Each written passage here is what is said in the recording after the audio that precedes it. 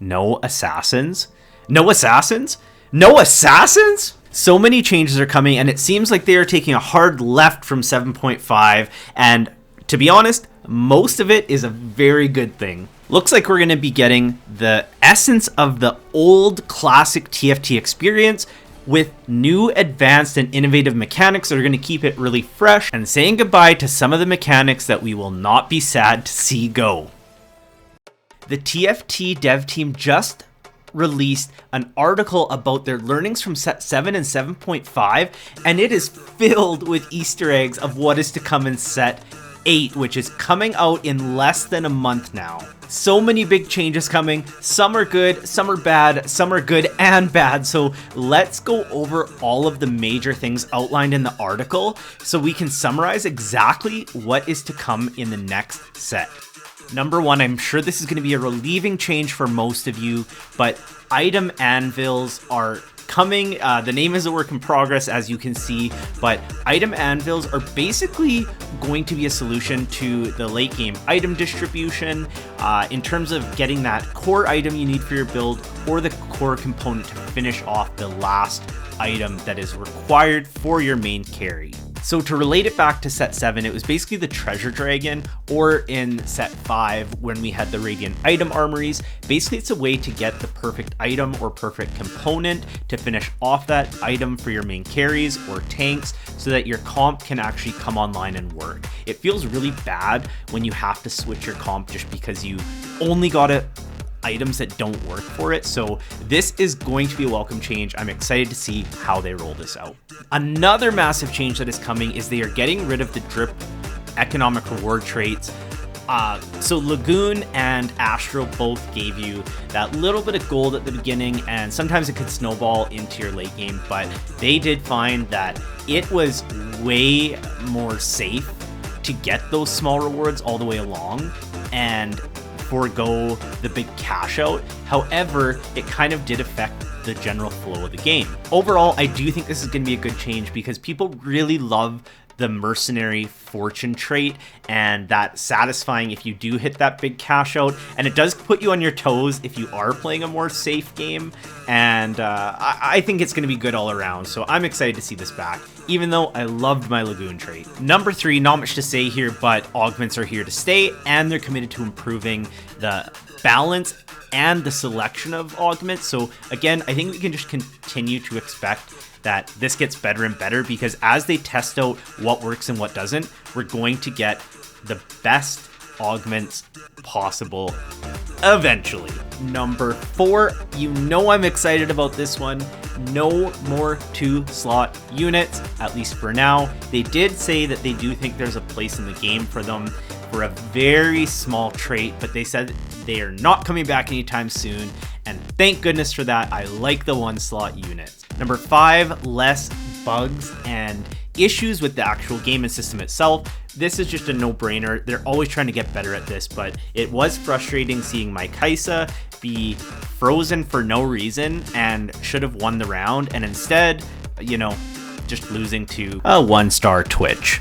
Number 6, this one's a little bit intangible right now, but I think the idea and the theory is great, because I know from my last couple games in set 7.5, there was literally 3 Grave Seraphine comps, 3 Dragon comps, and 2 reroll comps, and that should not ever be happening, but they're the only ones that were even viable, honestly, so that's what was happening. You know, one thing I noticed is that there were barely any true 5-cost unit carries that in set 6 and 6.5, you were building a whole team around them, and now they just seem like an add-on to get a trait.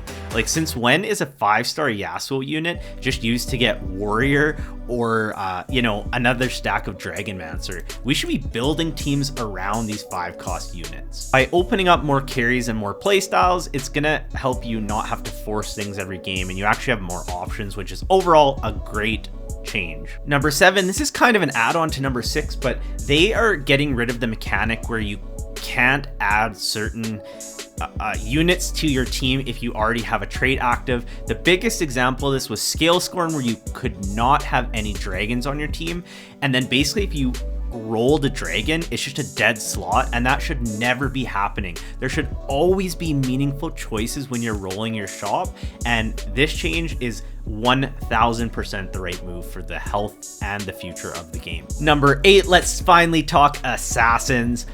There is no assassins in this set, which is very surprising because I thought with the Star Guardian, Echo and Neela are traditionally an assassin class. This time, they are not. So I'm really interested to see if there is going to be some new unique playstyles, because I don't want it to be just rangers versus tanks versus bruisers. I want there to be a really satisfying trait that has a unique movement mechanic, but we will just have to wait and see. But no assassins, what is that going to mean for this set? I'm so curious to know how this is going to play out. Number 9, another welcome change. This team tries really hard to limit the reprints, but with the lower cost units, sometimes reprints are fine. I don't mind not having to learn every single unit again. And they do say in this blog that sometimes a little bit of familiarity is actually good because there's less things to learn and then they can focus on new exciting mechanics.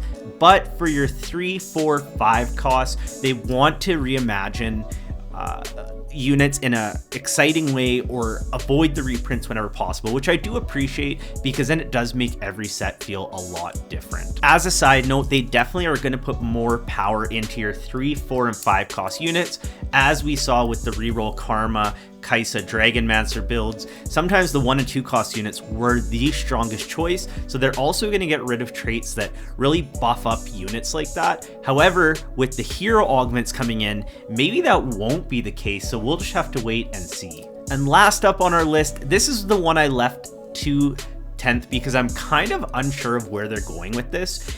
They talked a lot about the problematic emblems and spatulas, which made somebody that should never have fit into a certain trait absolutely bananas, as we saw with Assassin Olaf. And so basically they still want emblems and spatulas to be a big part of the game, but they want to make it a much healthier environment. And I'm going to be really interested in how they roll this out, because I do kind of miss making a really cool unit into an assassin, but again, not something like Olaf where it was just completely hard to balance, or in the other cases where they had to rework an entire champion's abilities and stats because of one emblem. So I'm really curious how this is actually going to play out, but we are going to be in for some major changes, and I am interested to see if they can pull off these changes in a way that does not ruin the TFT experience that we've come to know and love. So that is it for the 10 tips. Let me know in the comments, which of these changes